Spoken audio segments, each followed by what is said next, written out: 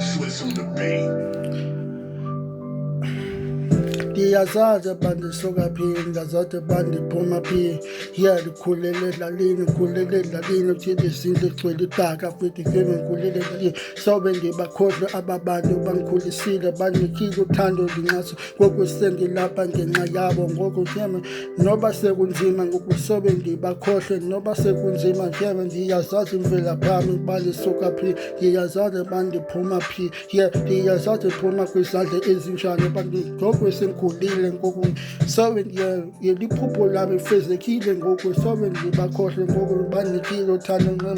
Ngaba ndingabakhohlwa but izinyanya zasekhaya zizombetha belithando balekile ngoku nokunzima ndiya-understanda ndobuthwele ubunzima okungaka ndobuthwele.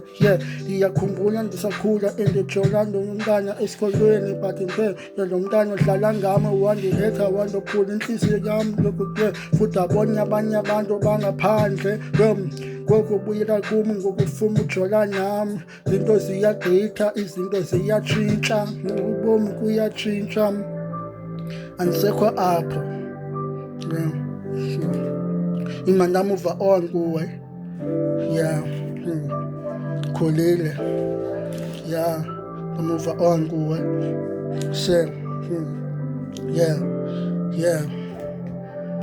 My man.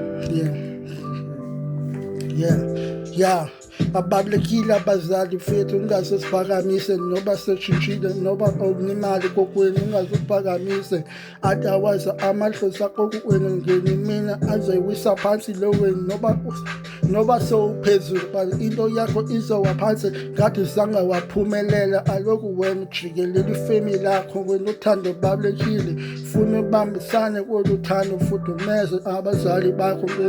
Yabona la mntana ujola nami sesikolweni sisajola, izinto zatshintsha aloku nengqondo iyakhula. Sobe ngiphelele kuwe ntomo wena udlale ngami njengebhola, ngoku izinto zitshintshile, ngoba izinto ziyadlula ngoku ndiyakhohlwa kancinci but sobe ngikhetshe kangaka kuwe ntombazana.